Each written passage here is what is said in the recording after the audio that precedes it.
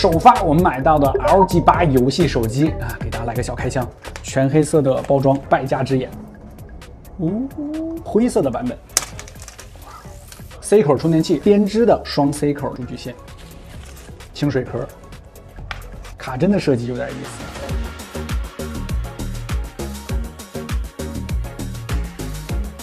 其实现在游戏手机已经不是很多了，我们这台是 LG8 的标准版啊，它还有一个 Pro 的版本，但是区别并不是特别大。最主要的就是它后背有一个装饰的屏幕，但是默认情况下是隐藏的。亮起灯效之后，它会有一些简单的功能，就比如说拍照的时候倒计时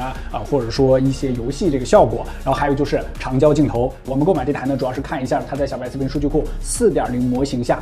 这个 LG 的游戏手机表现如何？颜色方面，除了这个灰色的版本，它还有一个黑色的它后背呢是采用了2种质感大家推荐可以看一下。它斜切了这样一道上边镜头的这一半呢，它是一个光面的，光泽感保留的很强。然后下方呢就是一个颗粒感非常粗的磨砂质感了横向放着这个眼睛，还有腾讯游戏。然后镜头方面，总体上是一个矩形，缺了一个角LG 它是2层台阶，下方做了一个小的凸起，然后上方又有一个更高的凸起。但是它这个最大的镜头模组这个位置又是一个下凹的设计，中框呢是一个全黑色的还保留了外星科技3.5毫米耳机孔。然后它的 C 口的位置呢有点逼死强迫症在正向握持的时候，这个左侧边微风式听筒双扬声器，侧边的话它也有肩键感觉这是游戏手机的标配。另外一侧它也保留了一个 C 口，这样你在横向握持的时候，下方插一个数据线就会更加方便一些。正面边框的这一侧呢，它是做了一个弧面的处理，这个划过边缘的时候手感还不错。但是后背板这里呢是有一个小小的坎儿小白视频数据库 4.0 LG 的游戏手机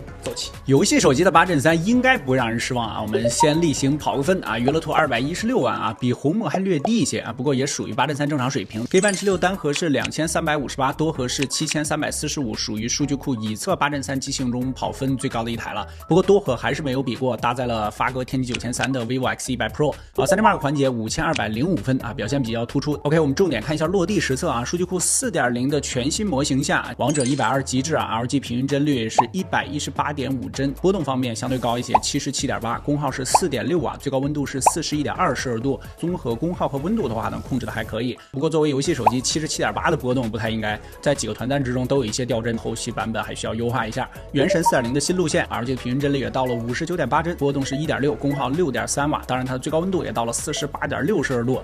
不过这才是游戏手机该有的水准嘛，平均帧率和波动都非常优良功耗方面呢，由于比红魔少了一个小风扇，所以还低了一些当然代价就是温度上比红魔要高了1度多不过由于这台机的芯片设计在了手机中部，所以横向握持的时候基本触碰不到最高温的区域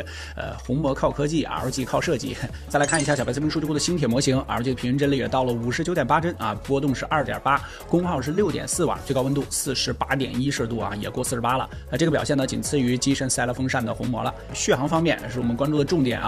小白视频数据库 4.0 新模型实测3小时轻度续航测试剩余 59%， 在数据库已测机型排名中上。最新的6小时重度续航测试直到关机总共坚持了5小时18分钟没有坚持到6小时。不过也要提醒注意这块屏幕最高是支持到165赫兹刷新率的所以它基础功耗呢肯定会更高一些。我们在测试几个购物平台或者说微博这个信息流 app 的时候它都始终维持在165赫兹刷新率运行这里值得点赞。充电方面这台机器是5500毫安时的一个电池容量给到了65瓦。说实话，对于5000元档的机器只有65瓦是稍微有些慢的。数据库标准的25摄氏度环境温，10分钟充入32%，前台充满用时47分钟，完全充满带涓流总共耗时51分钟。简单总结，作为市面上为数不多的游戏手机 ，LG 这次的表现相对来说还是比较均衡的性能释放在几个大型游戏面前表现也是非常激进的。功耗没有标得太高，当然温度方面就相对来说高一些。鱼和熊掌你不能都要，体感上因为设计的原因并没有感觉特别烫手LG8作为游戏手机满分10分，你给几分呢？记得关注小白视频，你的科技数码工具人。